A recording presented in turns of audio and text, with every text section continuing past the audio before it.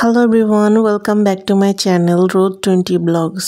গত মাসে আমি আমার বড় বোনের বাসায় গিয়েছিলাম বেবি সিটিং করতে। বুবুর বাচ্চারা যেহেতু এখন অনেক ছোট ছোট, তাই অনেক কাজ ছিল। তাই আমরা দুই বোন back to back turn to turn রান্নার কাজগুলো দুইজনে মিলে কমপ্লিট করে নিলাম। এই যে দেখছো আমি সবজিটা কাটছি, এটার নাম নাকি শেষমেশ চিচিঙ্গা। ছোটবেলাতে এই সবজিটা আমি চিচন্দন নামে জানতাম, বড় হয়ে এটার নাম হয়ে গেছে চিচিঙ্গা। যে এটার নামকরণ করেছেন তাকে বলতে চাই, এই আপনি আর কোনো ভালো নাম পান নাই? চিচিঙ্গা বিচিঙ্গা এইসব কি নাম?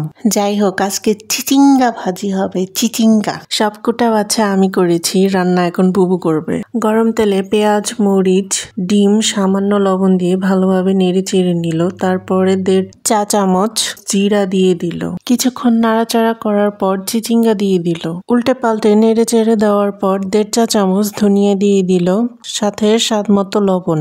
লবণটা অল্প অল্প করে 2 বার দেওয়া হয়েছে।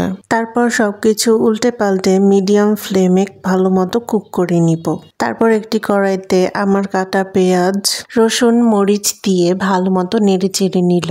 তারপর দিয়ে দিল লাল শাক। দেখতেই পাচ্ছ শাকটা ভালো মতো সিদ্ধ হয়ে গেছে। কিছুক্ষণ পর তার মধ্যে দিয়ে দিল স্বাদ মতো লবণ।